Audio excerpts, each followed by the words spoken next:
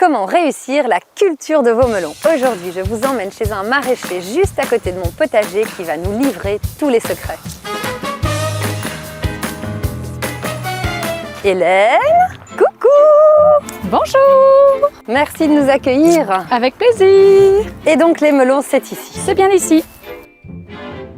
Alors Hélène, où est-ce qu'on est? On est au potager des Asquettes. C'est une activité de maraîchage que mon mari et moi avons lancée en 2017. On cultive ici à peu près 3 hectares et alors on a d'autres cultures un peu plus loin, plus décentrées, sur plus ou moins 2 hectares. Aujourd'hui, on avait envie de parler du melon parce que c'est pas une culture qui est toujours facile pour le particulier. Comment ça se passe ici? On cultive le melon en plusieurs étapes, mais déjà de toute façon toujours dans nos serres pour privilégier la chaleur dont il a besoin, pour lui permettre de devenir bien sucré. Et alors on plante à plusieurs moments de l'année pour étaler nos récoltes. Quels sont les trucs que tu pourrais donner pour réussir la culture du melon? D'abord d'avoir une serre, ensuite de favoriser l'exposition à la lumière et donc d'éviter de planter par-dessus des plants de tomates, d'aubergines ou autres pour que le melon puisse vraiment profiter des rayons du soleil. Et il faut que la serre soit évidemment positionnée à un endroit bien au sud, éviter les arbres autour et des choses comme ça. Et il faut aussi prévoir une bonne ventilation au moment de la floraison pour que les insectes puissent venir butiner les fleurs. Dans une serre de plus de 50 mètres de long, les butineurs ne vont pas aller naturellement jusqu'au bout de la serre, ils vont rentrer dans les 2 premiers mètres. Donc nous, ici, dans notre activité, on met volontairement des ruches de bourdons qui vont nous permettre d'aller butiner l'entièreté de la serre. Donc ça, c'est la boîte avec les bourdons. Dès qu'on a les premières fleurs, on vient la positionner. Les bourdons sont une trentaine dedans. Ils peuvent entrer et sortir de leur ruche et viennent butiner la totalité de notre serre. C'est une boîte qui a une durée de vie de 6 à 8 semaines. Après, les bourdons soit meurent, c'est le cycle naturel, soit s'en vont dans la nature, continuer leur vie. Alors est-ce qu'en tant que maraîcher professionnel, on peut se permettre d'essayer des variétés, de se dire cette année je plante celle-là parce qu'elle a une autre couleur, elle a un autre goût? Est-ce que vous faites des tests ou vous êtes parti sur une variété et vous êtes resté dessus?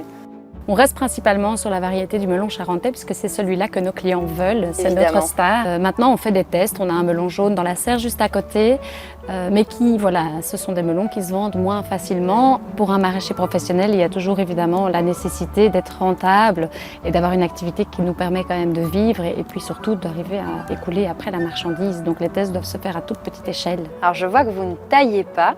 Est-ce que c'est des variétés qui sont adaptées au fait de ne pas tailler ou c'est une question d'organisation? Un peu des deux. Ça pousse très bien sans tailler, mais c'est surtout nous, au point de vue organisation, par rapport aux autres cultures qui nous demandent beaucoup de travail. Ça nous permet de laisser courir les melons au sol et de venir récolter au fur et à mesure. Il y a un deuxième avantage au fait qu'on ne taille pas, c'est qu'on va avoir des calibres de melons très différents et notre clientèle va pouvoir trouver son bonheur selon le nombre de personnes à table, etc. Comment est-ce que vous gérez ici l'arrosage? J'imagine que c'est un point crucial de la réussite de la culture du melon. On a dans le sol directement des tuyaux micro-perforés qui nous permettent d'arroser, d'éviter que les feuilles soient mouillées surtout pour éviter l'apparition des maladies. Et on vérifie simplement avec notre doigt que le sol soit humide. Donc la terre doit coller légèrement, mais pas trop. Ça ne doit pas devenir compact et trempé, juste coller légèrement au doigt et ça nous permet de dire que le melon aura suffisamment d'eau. Alors nous on apporte en hiver sur la totalité de notre champ de culture du fumier de vache directement, qui est l'idéal à plusieurs points de vue, mais aussi pour la structure du sol, pour avoir un taux d'humus important. Et alors ensuite, avant l'implantation de la culture, on incorpore dans le sol des tourteaux d'engrais bio-organiques. C'est quoi le critère finalement pour savoir qu'un melon est mûr? Alors il y en a plusieurs. Le principal pour nous, qui est vraiment le critère de choix, c'est lorsqu'il y a une craquelure ici le long du pédoncule. Le deuxième, c'est que la feuille qui précède l'arrivée du fruit commence à jaunir ou à se flétrir.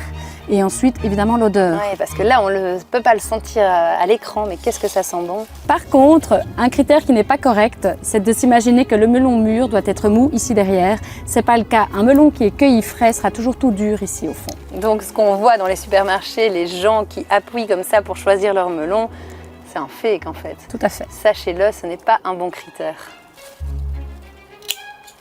Bon, maintenant qu'on sait tout, on va goûter quand même. Yes, trop beau. J'ai hâte, hein, s'il te plaît. Il sent. Oh là là. Je confirme qu'on sait faire des melons en Belgique.